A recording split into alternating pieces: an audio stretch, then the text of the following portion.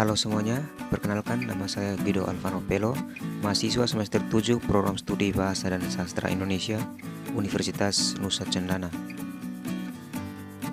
Dalam video ini, saya akan mempresentasikan materi tentang tingkatan proses komunikasi.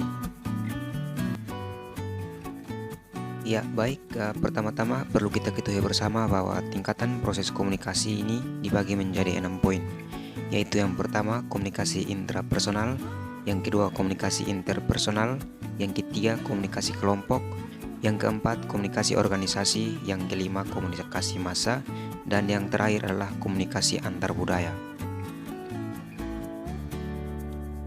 Ya baik, yang pertama kita akan membahas tentang komunikasi intrapersonal. Jadi, komunikasi intrapersonal merupakan proses komunikasi yang terjadi dalam diri seseorang berupa pengolahan informasi melalui panca indera dan sistem syaraf. Misalnya berpikir, merenung, mengingat sesuatu, menulis surat, dan menggambar. Setiap manusia pada dasarnya akan selalu terlibat dalam kegiatan komunikasi intrapersonal selama proses kehidupannya. Jadi ketika kita sedang berdoa, introspeksi diri, menulis, maka dengan sendirinya kita sudah melakukan proses komunikasi intrapersonal. Yang kedua adalah komunikasi interpersonal. Jadi, komunikasi interpersonal atau disebut juga dengan komunikasi antarpersonal atau komunikasi antar pribadi merupakan komunikasi yang dilakukan oleh individu untuk saling bertukar gagasan ataupun pemikiran kepada individu lainnya.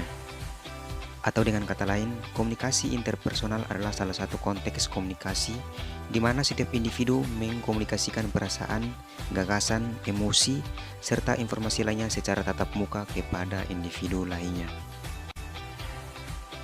Misalnya percakapan secara tatap muka di antara dua orang, surat menyurat pribadi, dan percakapan melalui telepon. Corak komunikasinya juga lebih bersifat pribadi, dalam arti pesan atau informasi yang disampaikan hanya ditujukan untuk kepentingan pribadi para pelaku komunikasi yang terlibat. Perlu kita catat bahwa dalam komunikasi antar pribadi atau komunikasi interpersonal ini, jumlah pelaku yang terlibat pada dasarnya dapat lebih dari 2 orang, selama pesan atau informasi yang disampaikan bersifat pribadi. Yang berikut adalah komunikasi kelompok. Menurut Mikhail Burgon dalam Wiranto 2005, mengatakan bahwa komunikasi kelompok adalah interaksi secara tatap muka antara 3 orang atau lebih dengan tujuan yang telah diketahui seperti berbagai informasi, menjaga diri, pemecahan masalah, dan sebagainya. Jadi, contoh kecil dalam komunikasi kelompok ini adalah obrolan dalam keluarga, kelompok diskusi, kelompok pemecahan masalah, atau suatu komite yang tengah rapat untuk mengambil suatu keputusan. Yang berikut adalah komunikasi organisasi. Komunikasi organisasi mencakup kegiatan komunikasi dalam suatu organisasi dan komunikasi antar organisasi. Bedanya dengan komunikasi kelompok adalah bahwa sifat komunikasi organisasi lebih formal dan lebih mengutamakan prinsip-prinsip efisiensi dalam melakukan kegiatan komunikasinya.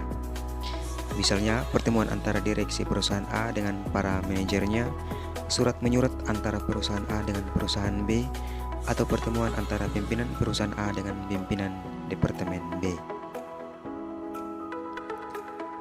Perlu kita ketahui bahwa di dalam sebuah organisasi, kelancaran arus informasi dan komunikasi memiliki peranan yang sangat penting. Bayangkan jika arus komunikasi dan informasi tidak lancar, bisa jadi suatu organisasi akan menemui berbagai miskomunikasi. Hal itu bisa membuat organisasi tersebut terhambat untuk mencapai tujuannya. Yang berikut adalah komunikasi massa. Komunikasi massa adalah komunikasi yang ditujukan kepada masyarakat luas melalui media massa sebagai alat penunjang seperti TV, radio, koran, dan sebagainya. Selain melalui media massa, komunikasi massa juga dapat disampaikan secara langsung, misalnya ceramah atau pidato di lapangan terbuka. Sifat isi pesan komunikasi yang disampaikan menyangkut kepentingan orang banyak, tidak bersifat pribadi. Yang terakhir adalah komunikasi antar budaya. Komunikasi antar budaya adalah komunikasi yang terjadi di antara orang-orang yang memiliki kebudayaan yang berbeda.